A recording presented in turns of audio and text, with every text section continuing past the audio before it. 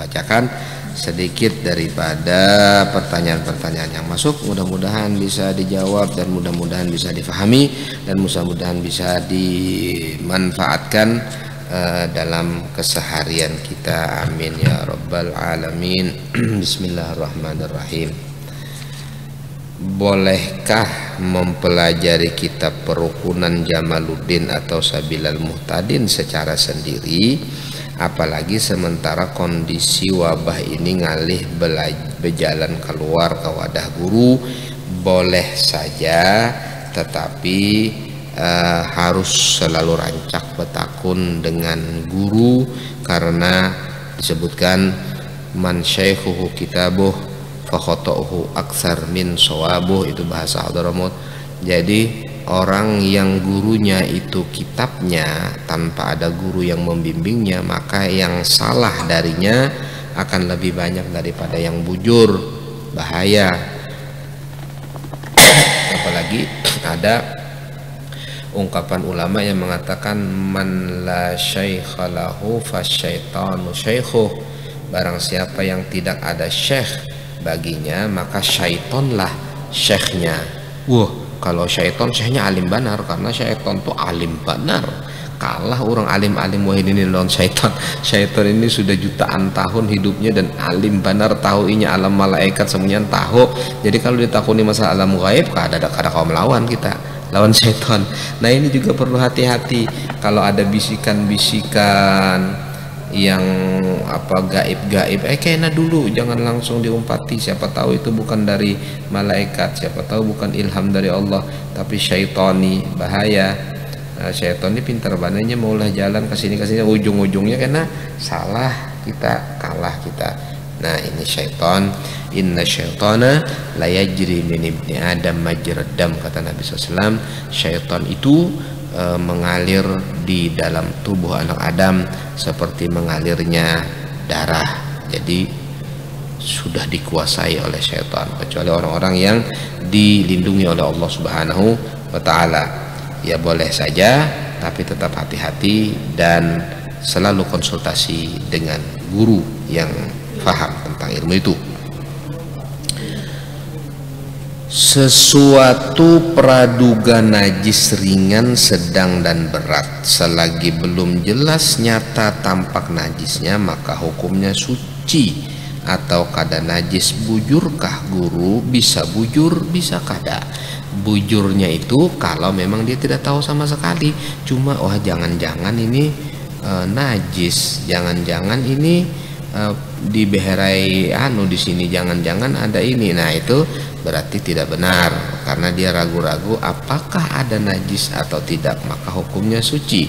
Tapi kalau sebaliknya, dia tahu ini najis, dia tahu ini ada kamih, sudah diberasihikah kadakah? Nah ini beda. Jadi ini ragunya itu ragu disucikannya atau tidak. Najisnya udah nggak ada lagi, tapi ini ragu-ragu, dia tahu di sini dulu ada najis. Nah itu maka dia hukumi najis, jadi dia bersihkan ya. Jadi makanya jawabannya itu tidak semua yang kada ada najisnya itu pasti suci, tapi tidak semua yang kada ada najisnya itu pasti najis, kada juga, bergantung kepada situasi dan kondisinya. Jadi apabila yakin misalnya karpet ini ada najisnya, tapi tiba-tiba nggak ada lagi najisnya, ini sudah disucikan apakah tidak, maka hukumnya tetap najis atau mutanajis, maka sucikanlah. Apabila dia ragu-ragu, ini jangan-jangan ini kan suci, kalau pindah kena ini, nah itu kada boleh. Kalau pindah kena najis, kalau pindah kena ada yang bekamih, kalau pindah ada ini dan itu dan sebagainya, maka itu tidak dibenarkan. Itu maksudnya kita tidak menghukumi sesuatu benda itu mutanajis kecuali kita betul-betul melihat secara zahir ada najis yang mengenainya. Itu maksudnya ya. Bagaimana cara agar hati tenang karena telah dikecewakan oleh seseorang? Ketahuilah bahwasanya jika engkau memegangi manusia pasti engkau akan kecewa. Maka jelas wa 'alallah falyatawakkalul mu'minun, hanya kepada Allah hendaklah bertawakal orang mukmin. Jadi kesalahan kamu atau Anda karena Anda mengikuti makhluk. Ujar abah guru, mun beingkut lawan makhluk pasti kena ada saatnya kada nyaman, pasti ada kekecewaan, pasti ada kesedihan. Makanya jangan beingkut lawan makhluk, beingkut lawan Allah Rabbul Alamin. Maka jika Allah memberikan yang terbaik bagi engkau, maka itulah yang diberikan oleh Allah Subhanahu wa taala. Jika belum sabar, jika yang lain, semuanya itu adalah anugerah dari Allah Subhanahu wa taala. Dan disitulah pertanyaannya kan bagaimana supaya tenang? Supaya tenang kembali kepada Allah Subhanahu wa taala. Jangan memandang alam yang di bawah ini yaitu alam dunia, pandanglah alam yang di atas sana yaitu keagungan Allah, kedahsyatan Allah, kemudian Allah yang mengatur segala-galanya. Kalau kita bisa menyatukan diri kita dengan konsep yang benar, baik itu wahdatul zat, wahdatul sifat, wahdatul af'al, wahdatul asma, wahdatul wujud, kemudian fana, baqa dan lain sebagainya, sebagaimana ada pelajarannya itu, maka kita akan lebih tenang dan menyerahkan diri kita kepada Allah Subhanahu wa taala. Jadi apa jua pun yang engkau cintai, ketahuilah kata Nabi, ahbib habibaka haunamma asa an yakuna baghidaka yaumamma wa abghid baghidaka haunamma asa an yakuna habibaka yaumamma. Cintailah orang yang engkau cintai seringan mungkin, boleh jadi kena jadi musuh kamu. Bencilah musuh kamu seringan mungkin, boleh jadi suatu saat dia akan menjadi kekasih kamu. Jadi di situ jelas, jangan berhimmat mencintai makhluk, cintailah Khalik, pencipta, yaitu Allah Subhanahu wa taala. Guru 4 betakun, bolehkah mahaul sebelum tanggalnya atau sesudah tanggalnya? Boleh. Biasanya kebanyakan daripada guru-guru kita mahaul kalau tidak bisa tepat tanggalnya mereka malah mundur, malah badudi. Jadi biasanya yang berdahulu sih jarang, tapi sebenarnya boleh-boleh saja. Karena apa? Karena haul itu adalah sesuatu yang bukan fardu ain, bukan sesuatu yang wajib, tapi sesuatu yang mustahabbah, yang dianjurkan oleh para ulama. Karena di dalam acara haul ada zikir, ada sholawat, ada tasbih, ada sedekah, yaitu it'amu ta'am kalau memang ada makanannya, dan lain sebagainya, yang kesemuanya itu adalah ibadah, dan itu pahalanya dihadiahkan kepada orang yang dihauli. Berselah-selahan pendapat para ulama apakah sampai atau tidak. Yang mengatakan sampai dengan syarat memang diniatkan atau didoakan, ya Allah sampaikanlah pahala semuanya ini kepada fulan bin fulan, begitu. Ada yang memadahkan kayak itu, maka innallaha la yudhi'u ajral muhsinin, sesungguhnya Allah tidak akan menghilangkan pahala orang yang berbuat baik. Artinya orang yang bersedekah dengan pahala pun akan disampaikan oleh Allah Subhanahu wa taala.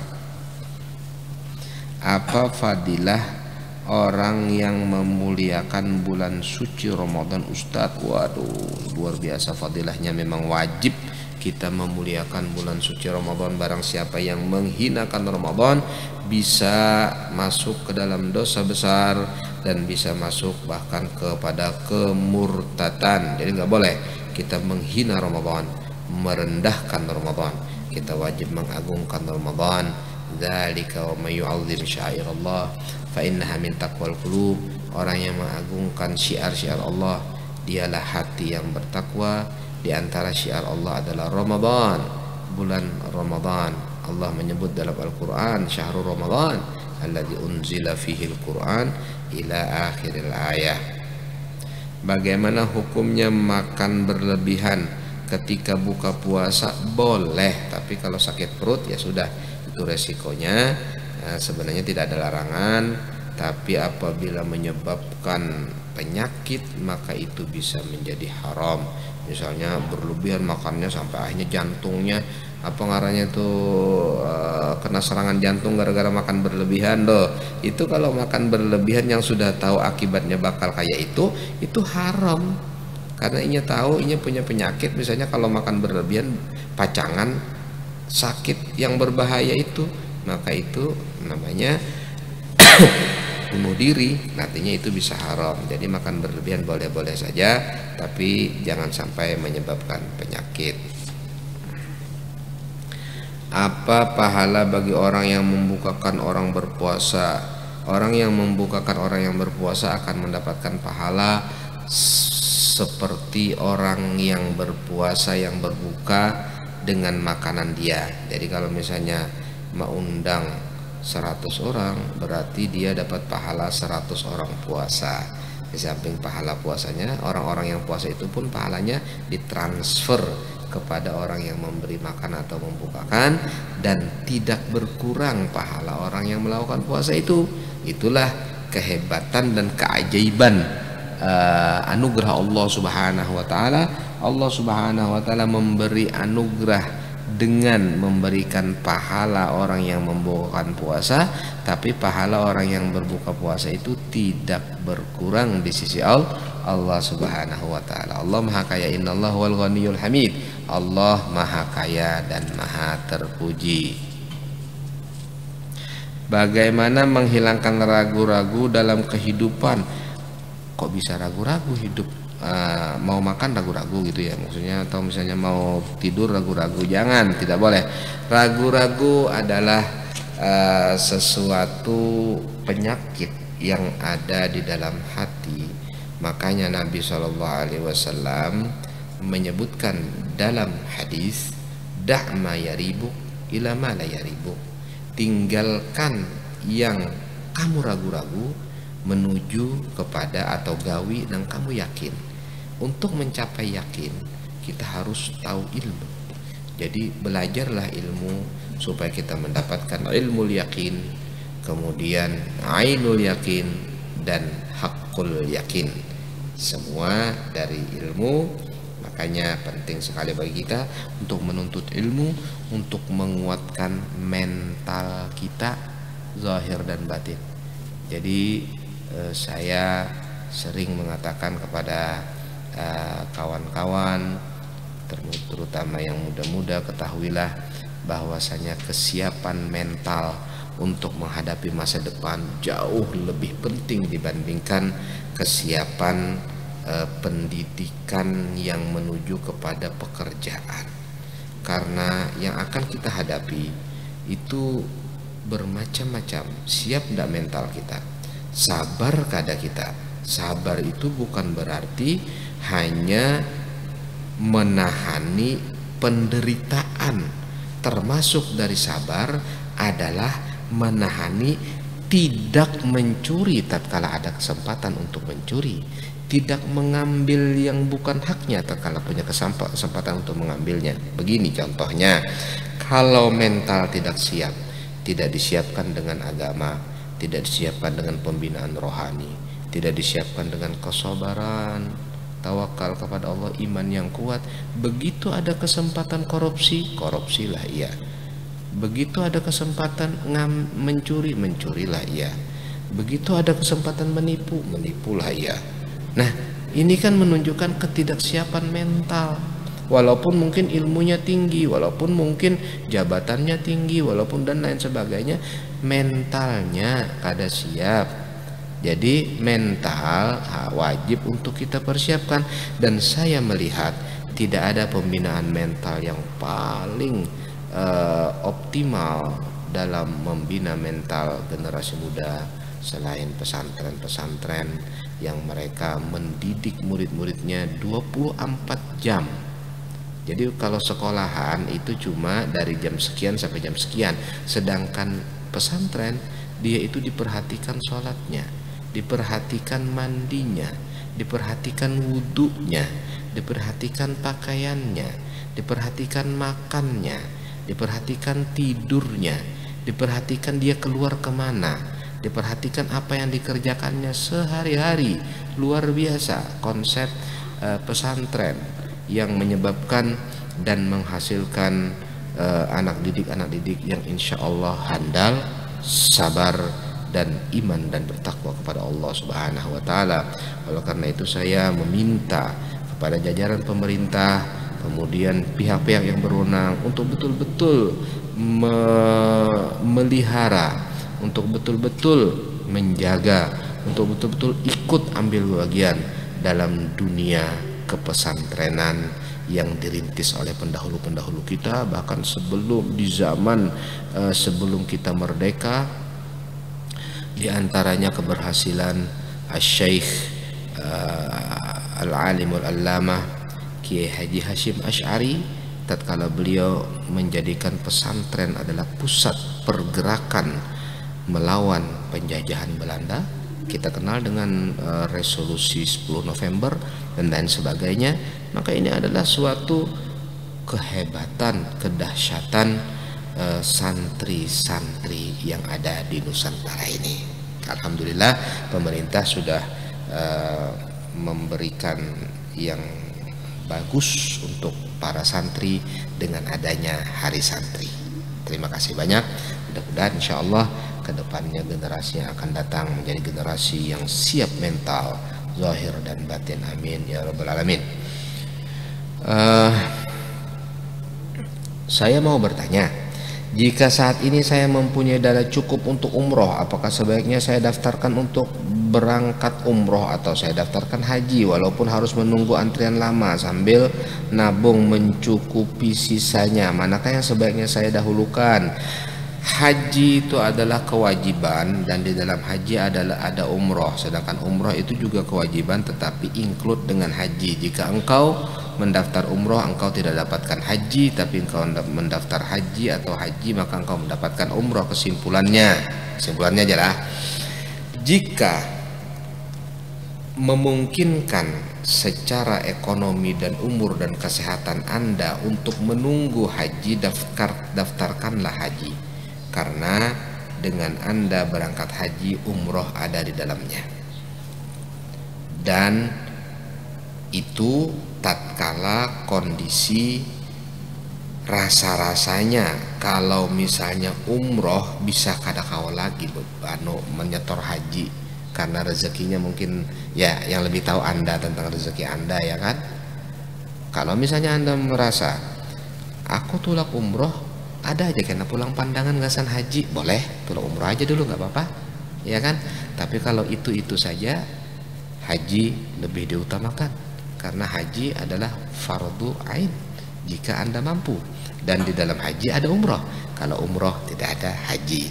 Jadi saran saya bagi kawan-kawan yang ingin umroh itu yang memang sudah haji, atau yang kemungkinan kalau haji saya kayaknya sulit untuk sampai ke sana, antriannya 20 tahun, umur sudah 65 misalnya, atau sakit-sakitan kayaknya ya lebih baik umur aja deh. Nah itu alternatif kalau memang ternyata haji kok rasanya jauh. Tapi kalau sekiranya bisa maka silahkan untuk daftar haji dan mengantri haji. Mudah-mudahan dimudahkan oleh Allah Subhanahu wa taala.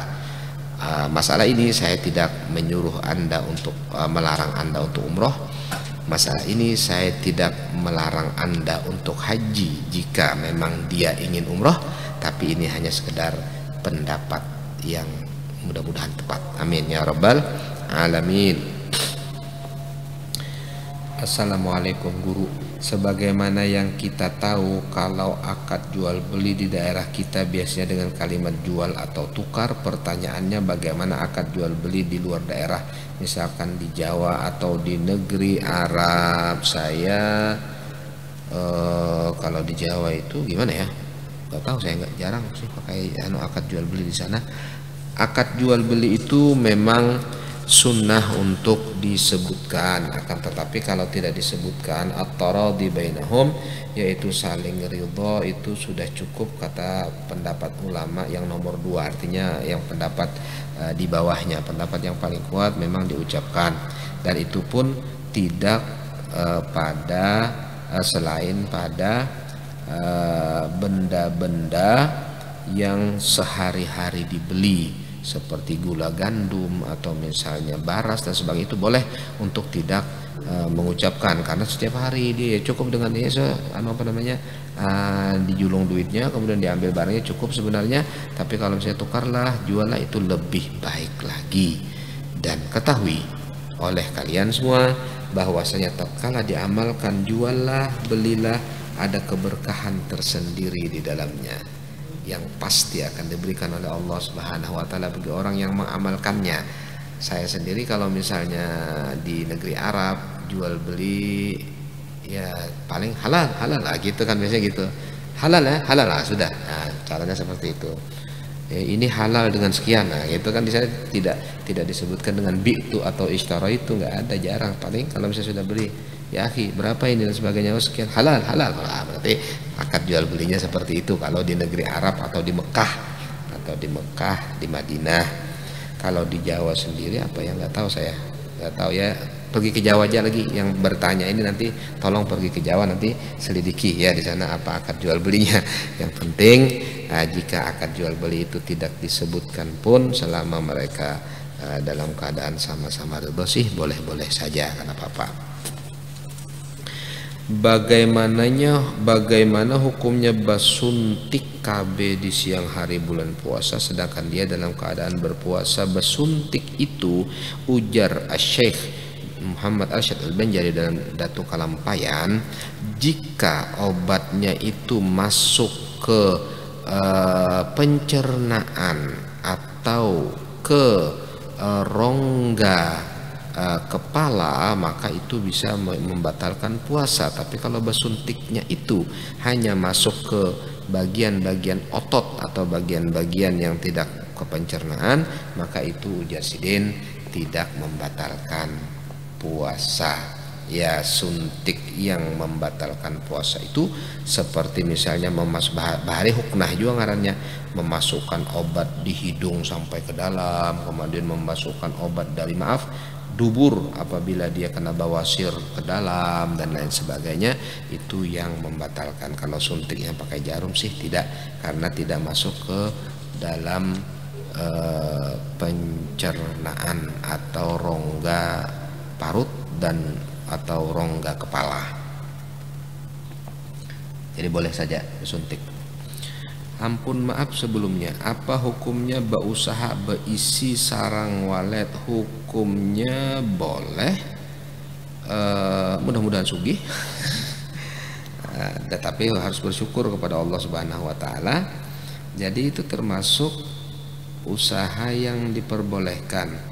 Yang menjadi masalah sebagaimana pernah dulu kita berpanderan lawan kawan-kawan, walet itu atau sarang walet itu suci apa tidak, dibahas. Ternyata suci, karena sarang walet itu liurnya bukan muntah. Itu yang kedua. Jadi itu saja pembahasannya. Nah sekarang bagaimana karena itu liurnya berarti suci, boleh untuk dijual belikan. Dan kalau boleh dijual belikan ya berarti boleh saja dilaksanakan.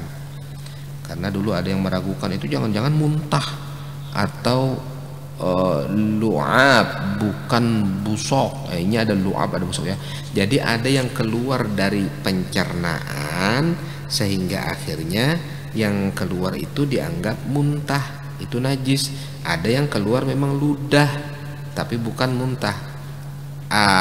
Bagaimana cara membedakannya?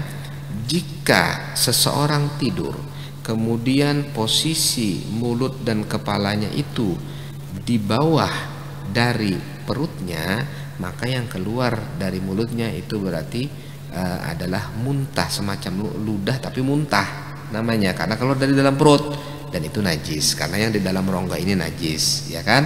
Nah, tapi kalau posisinya dia tidur seperti bebantal atau sejajar antara mulutnya dengan perutnya, berarti kan kadang mungkin isi perut keluar situ, kemudian maka itu tiba-tiba ngiler, jajaan itu beliuran. Nah itu maka kada najis. Nah posisi burung walet kalau saya tidak salah, coba nanti diteliti lagi, itu dia mengeluarkan liurnya yang menjadi sarangnya itu dalam posisi dia tegak. bukan dalam posisi dia berbaring atau mungkin posisi dia bertiharap atau enggak, tapi dalam keadaan tegak dia mengeluarkan liurnya untuk menjadi lem bagi sarangnya. Jadi sampai ke situ ulama-ulama fikih membahasnya. Karena kalau najis maka itu tidak boleh untuk dijual belikan. Tapi kalau suci maka boleh untuk dijual belikan dan boleh untuk dikonsumsi.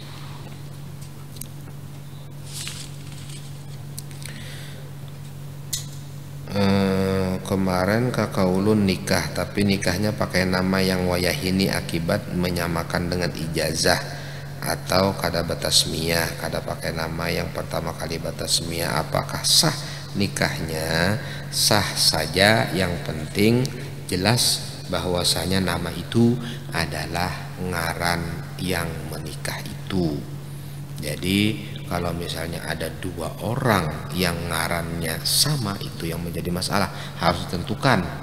Misalnya namanya sama, ada 2 perempuan atau 3 perempuan yang namanya sama pada waktu itu, sedangkan disebutkan satu saja, itu harus dijelaskan yang mana ini ya. Kecuali kalau bintinya, nanti kan ketahuan dengan bintinya, binti siapa jelas, maka itu berarti yang ini bukan yang itu gitu loh.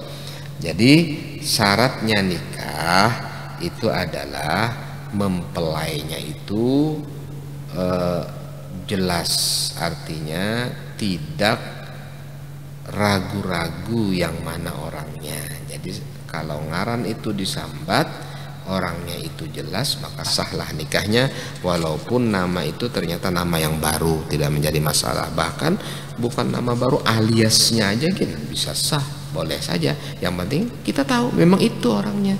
Walaupun cuma gelarnya misalnya tidak namanya, nggak apa-apa. Apalagi ini namanya, nggak apa-apa, boleh. Nah ini, Assalamualaikum, izin bertanya, Nur Muhammad dari Nabi Adam alaihissalam sampai Nabi Muhammad SAW lewat perantara orang-orang beriman, tetapi ada ulun membaca bahwa orang tua Nabi Ibrahim alaihissalam yang bernama Azar adalah orang yang membuat berhala, berarti dia tidak beriman. Mohon penjelasan guru. Azar itu adalah pamannya Nabi Ibrahim, bukan ayahnya Nabi Ibrahim. Nabi Ibrahim itu ayah beliau namanya Tarikh, Ibrahim bin Tarikh. Sedangkan Azar itu adalah nama paman beliau. Bahkan ada sebagian orang ulama mengatakan Azar itu bukan nama aslinya, tapi gelar pembuat berhala, yaitu Azar. Jadi itu gelar pembuat berhala. Ayahnya Nabi Ibrahim meninggal dunia tatkala Nabi Ibrahim masih kecil. Ayahnya Nabi Ibrahim meninggal dunia tatkala Nabi Ibrahim masih kecil. Bani Israel itu mengalami sebelum Bani Israel, yaitu di zaman Nabi Ibrahim, ayahnya Nabi Ibrahim tentunya. Ayahnya Nabi Ibrahim itu adalah seorang pejabat dalam pemerintahan Namrud, tapi kemudian karena Namrud sama ceritanya dengan Fir'aun, dia itu mendapat isyarat nanti akan muncul seorang anak yang akan menyebabkan kerajaannya hancur, maka dia pun memberlakukan pembantaian terhadap anak-anak. Maka Azar membawa istri beliau ke sebuah tempat goha yang jauh, kemudian melahirkan di sana, dan setelah beberapa lama kemudian Nabi Ibrahim pun dibesarkan di sana. Kemudian setelah beberapa lama kemudian meninggallah ayah beliau, dibawalah Nabi Ibrahim dan dipelihara oleh paman beliau yang bernama Azar atau bergelar Azar. Cukup jelas jawabannya, insyaallah seperti itu disebutkan dalam tafsir. Adapun kata-kata abihi Azar dalam Al-Quran, abihi itu digunakan untuk paman. Kata-kata abun bisa digunakan untuk paman, bisa digunakan untuk kakek, bisa digunakan juga untuk ayah angkat dan lain sebagainya. Itu kata-kata abihi itu multi tafsir, tidak harus ayah kandung ya. Adakah tata cara dalam bermusyahadah? Ini harus dikembalikan kepada guru-guru yang memang alim dalam bab ini di daerah kita masing-masing, yaitu guru-guru thariqah, karena bermacam-macam cara yang bisa dilakukan dengan gerakan-gerakan yang berbeda-beda, kemudian zikir-zikir yang khusus. Jadi musyahadah itu adalah selalu ingin tetap hadir mengingat Allah Subhanahu wa taala, dan itu melalui tahapan-tahapan yang panjang termasuk suluk, termasuk khalwat, uzlah dan lain sebagainya yang difahami oleh para ulama-ulama kita. Silahkan datang dan bertanya atau berguru langsung kepada ulama-ulama yang mengerti tentang hal itu. Kalau diterangkan di sini sangat panjang. Bolehkah berziarah ketika haid? Boleh, tapi jangan baca Quran. Jadi cukup membaca zikir atau salawat, dihadiahkan pahalanya kepada orang yang diziarahi. Dan juga jangan masuk masjid, karena wanita yang haid tidak diperbolehkan masuk masjid.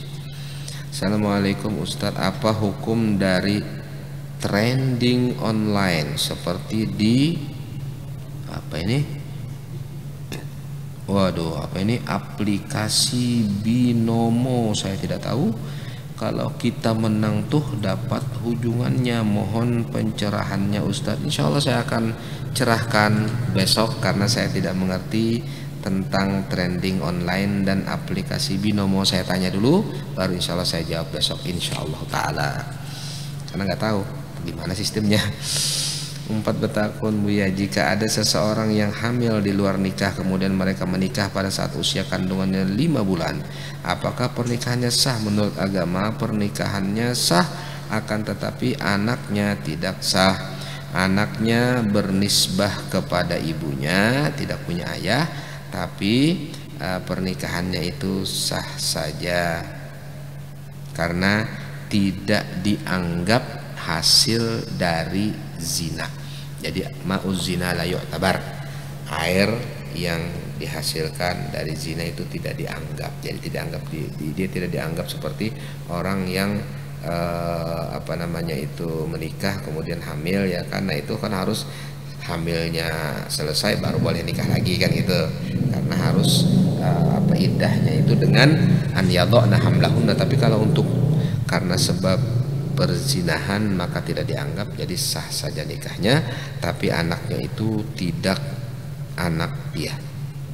Walaupun ada sebagian ulama-ulama mutaakhirin yang memfatwakan supaya kita memakai teknologi zaman sekarang, yaitu tes DNA dan lain sebagainya. Kalau memang ternyata itu adalah anaknya Fulan bin Fulan, itu boleh dinisbahkan, tapi itu masih belum menjadi keputusan bersama.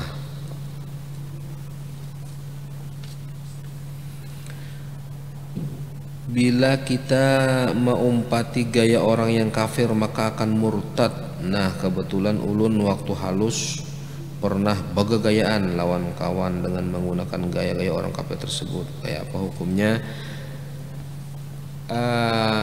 Tidak harus pasti seperti itu, tapi Nabi SAW bersabda, man tasyabbaha biqaumin fahuwa minhum, orang yang menyerupakan diri dengan suatu kaum maka dia akan termasuk dengan golongan itu.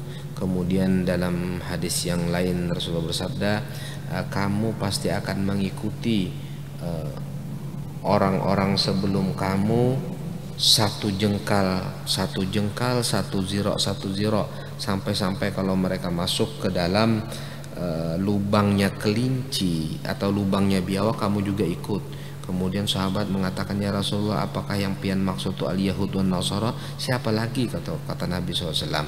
Jadi kesimpulannya, mengikuti gaya mereka itu tidak baik, dan Nabi lebih suka untuk kita mempunyai ciri khas sendiri yang tidak mengikuti gaya-gaya mereka. Walaupun gaya-gaya mereka itu tidak semuanya bertentangan dengan Islam. Misalnya seperti berpakaian, selama itu menutup aurat ya boleh-boleh saja. Kita mau pakai jas, mau pakai dasi, mau pakai celana panjang, gak apa-apa kan. Gaya-gaya orang Islam kan gayanya tidak seperti itu. Kalau orang Islam pakai imamah, pakai jubah dan lain sebagainya, tapi itu nggak jadi masalah selama itu tidak membuka aurat.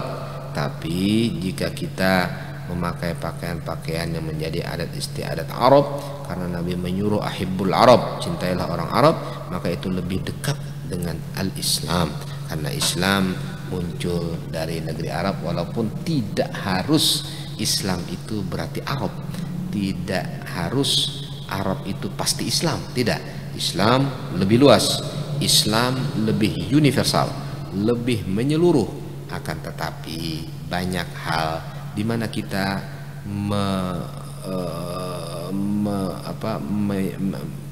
lebih untuk meniru Arab, karena Nabi SAW adalah orang Arab. Nabi SAW bersabda, ahibbul Arab li salas, cintailah Arab karena tiga, li'anni Arabi, karena aku Arab, wal Quran Arabi, Al-Quran bahasa Arab, wa kalam ahli jannah fil jannah Arabi, orang-orang penghuni surga nanti bicaranya pakai bahasa Arab. Itulah kata Nabi Shallallahu Alaihi Wasallam. Belum lagi ancaman-ancaman orang yang benci Arab.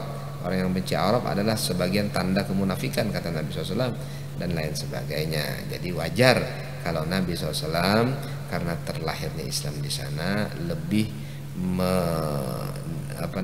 mengukur hal-hal tertentu dalam Islam dengan budaya kebiasaan Arab, ya. Jadi tidak menjadi masalah selama itu menurut gaya itu tidak menyebabkan kekufuran. Itu kadang menyebabkan kekufuran, kecuali misalnya menyembah berhala atau mungkin menyekutukan Allah, nah itu murtad. Kalau tidak, maka tidak menjadi masalah, tapi hendaklah kita hindari. Oke. Alhamdulillahirabbil alamin. Kita sudah melalui pelajaran malam ini. Insyaallah besok malam satu malam lagi. Habis itu kita istirahat dulu karena bertepatan dengan bulan Ramadan. Mudah-mudahan Ramadan kita diberkahi oleh Allah Subhanahu wa taala. Amin ya rabbal alamin. Insyaallah besok malam satu malam lagi. Habis itu kita istirahat. Karena disambung setelah bulan Syawal. Untuk tayangan Ramadan saya tidak tahu masih apakah nanti saya ada kesempatan atau bisa. Insya Allah nanti saya pilihkan waktunya yang tepat. Mudah-mudahan bisa kita lanjutkan di bulan Ramadan. Mudah-mudahan sehat, jangan uyuh dan lain sebagainya. Amin ya rabbal alamin. Wassalamualaikum warahmatullahi wabarakatuh.